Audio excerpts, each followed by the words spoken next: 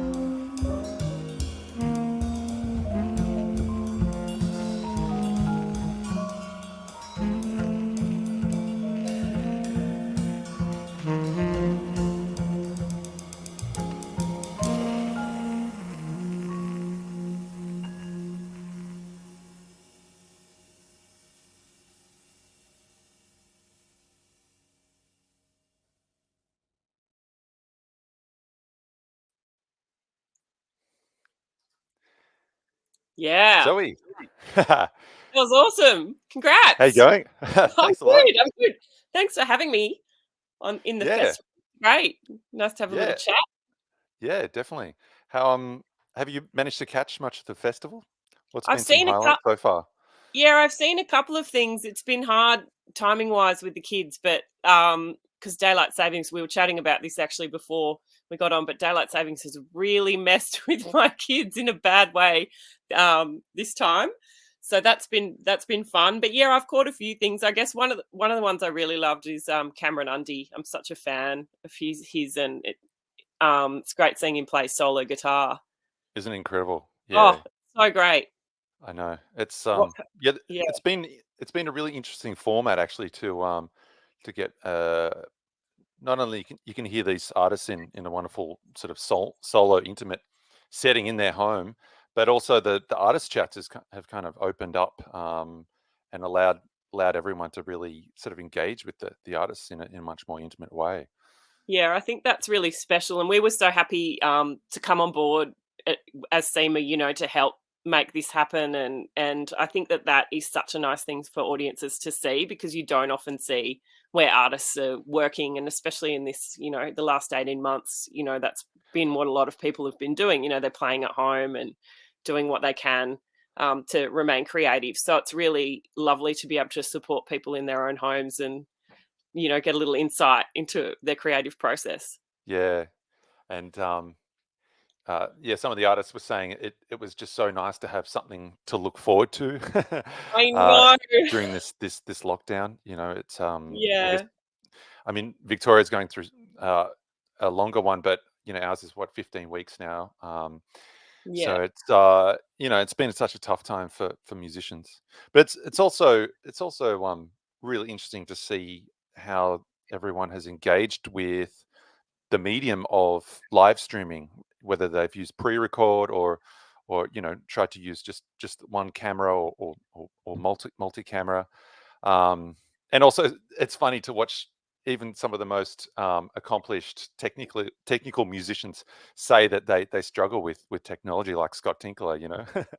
yeah, absolutely. And I know when we were discussing Scott being part of the festival, I mean, the main thing I was really vibed about is that view, his I know. house, where he lives. It's like just so spectacular. I don't know if any of the people watching follow him on Instagram, but he's always just putting up these ridiculous photos of him fishing or, playing trumpet out in the, near his Yeah, dam. And it's yeah, just so beautiful in yeah. Tasmania. Yeah, and I don't know if you caught Ruben Lewis's one, but he did amazing collage of himself overdubbing himself. Not only the audio of it, but visually you could see three Rubens on the screen Oh, wow. playing. So I mean he's really on top of the technology, but I think it's definitely opened up so many new possibilities for artists to. I mean, we don't have to leave our own rooms, and neither do our audiences. And it's also changed the accessibility of to engage with audiences all around Australia and internationally. Yeah, absolutely. I think everyone will be looking forward to getting out there and doing live shows again. So I know I'm hanging for it now. This time it's just been such a long time. It's just been too long. And now I'm like, okay, I've done enough gardening, done enough surfing. Well, not enough surfing, but I'm not really improving. I just need to get back playing because it's sort of driving me crazy. Um, yeah, I think a lot of people are feeling that way. I know we've just started programming some of the next year, early next year shows for SEMA. And it's just so nice to call people and say, do you want a gig? And everyone's like, yes, yes, I Really, can't wait. And it's really feels good to be doing something positive and yeah, looking forward to getting back to playing myself as well. What have you got coming up, Jeremy?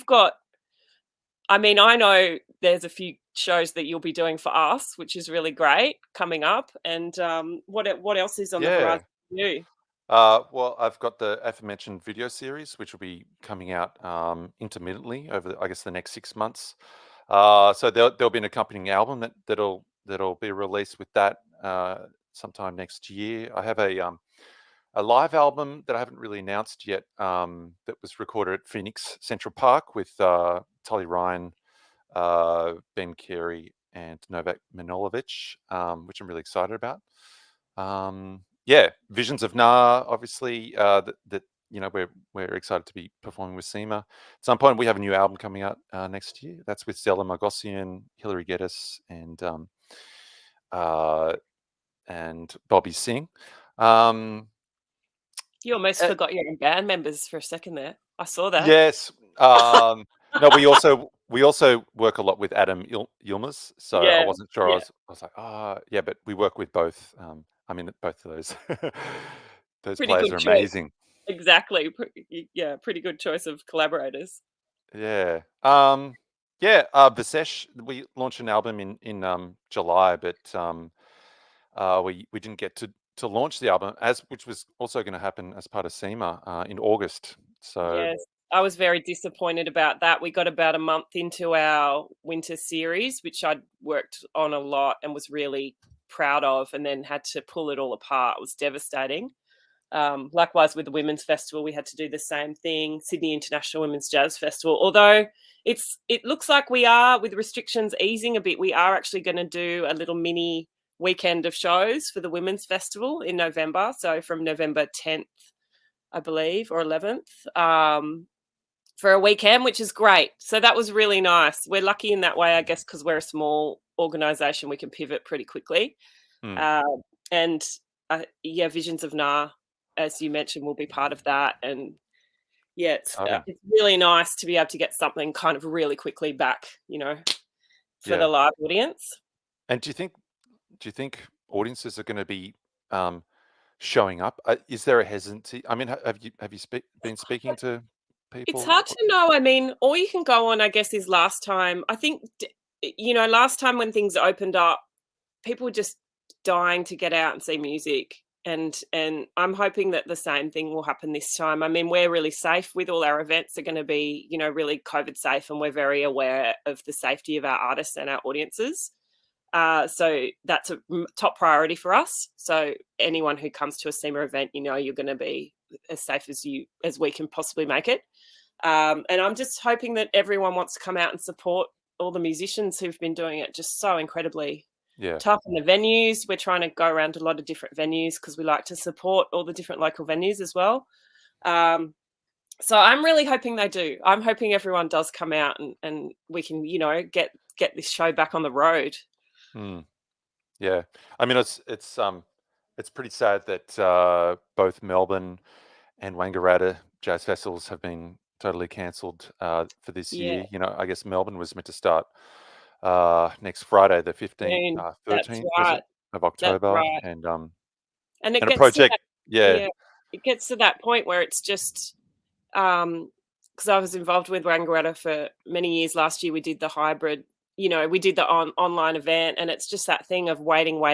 You want to go, you want to do the, the live event, but it's just so risky, and all the costs involved and the admin, everything involved in it is so hard. And I think, they made the right decision, obviously seeing where Victoria's gone now as well, making the call that they did. But yeah, it's devastating for everyone involved, like all artists and audiences and the organisers. And yeah, hopefully we've all got very high hopes for 2022. I feel like we've been saying that for the last 3 years. We keep hoping the next year's going to be a bit better, but I really do feel like with the vaccination rates on the rise, 2022, it's going to be good. Yeah. And I'm even just considering international travel for the past 18 months has been totally not even an option, but now I'm starting to think, that might be on the cards at some point, which would be so. I mean, my exciting.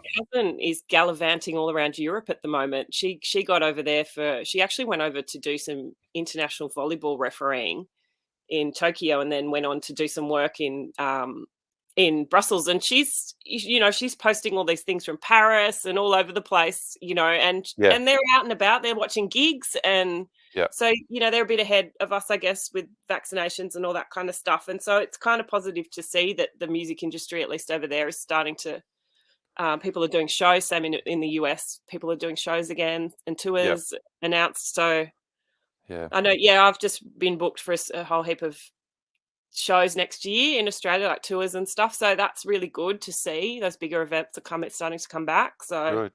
Yeah, I was going to say, tell us what you're up to. What as a wonderful bassist and artist Well, yourself? this year not much. I've got a recording coming up with Ian Moss, which I'm really excited about, being his new record.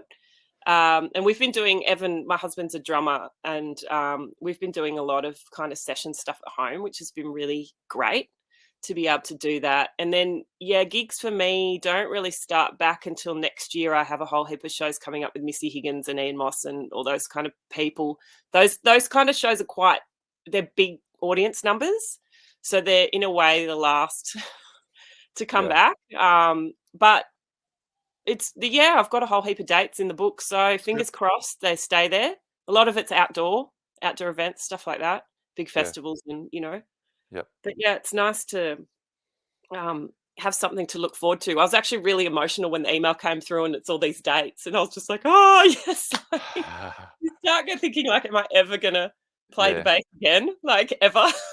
But yes, I it's good to will have be. hope and yeah, I know, something yeah. something to look forward to, isn't it? And it's nice to see that these event organisers are forging ahead, because I know some of these have been rescheduled like 3, 4 I times. The know. same thing's happened for us at SIMA. You cancel and you rebook and you cancel and rebook, and it's exhausting. And so it's really nice to see that people are sticking with it and haven't given up. And I know a lot of people have been hit really, really hard, and unfortunately we'll lose venues.